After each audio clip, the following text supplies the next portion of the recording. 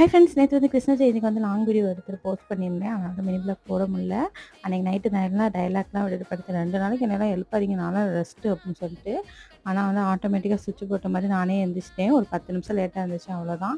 போட்ட மணிக்கு இருந்துச்சு. எல்லாருமே சீக்கிரம் தூங்கிட்டோம். டைம் ஆயிடுச்சுன்னு சொல்லிட்டு ஃபஸ்ட்டு பிரேக்ஃபாஸ்ட்டுக்கு இட்லியும் சட்னியும் வச்சு தம்பிக்கெலாம் ஊட்டிட்டு, அதுக்கப்புறம் வந்து இன்றைக்கி வந்து ரைஸு, சாம்பார், அப்புறம் வந்து ஃபிஷ் ஃப்ரை தான் பண்ண போகிறேன். ஃபஸ்ட்டு பாத்திரத்தை தான் கழுவிட்டேன். எனக்கு சிங்கில் தான் மீனை கழுவணும். கொஞ்சம் வந்து இதெல்லாம் வெட்டி வாங்கினனால கொஞ்சம் கழுவுனது கொஞ்சம் ஈஸியாக இருந்துச்சு. கொஞ்சம் 4 மீன் மட்டும் வெட்டுற மாதிரி இருந்துச்சு. இது ப்ராசஸ் முடிக்கவே எனக்கு 1 மணி நேரம் ஆயிடுச்சு. எனக்கு கொஞ்சம் மீன் கொஞ்சம் இதாக கிடச்சிச்சு, வேகமாக போயிட்டுருக்கனால. அதனால் அப்படியே வந்து மீன் இருந்துதான் எனக்கு ஒரு புடி அப்படின்னு நினச்சிட்டேன். எப்போனாலும் குழம்பு சாப்பிட மாட்டாங்க. அதனாலே இது சாம்பார் வச்சுட்டேன். ஃபிஷ் ஃப்ரைனா 4 ஆளுக்கு 4 எடுத்தா அப்படியே காலியாயிரும். தம்பிக்கு ஃபஸ்ட் லைட்டாக எண்ணெய் ஊற்றி பொரிச்சுட்டு அப்படியே ஃபுல்லாக பொரிச்சிட்டேன்.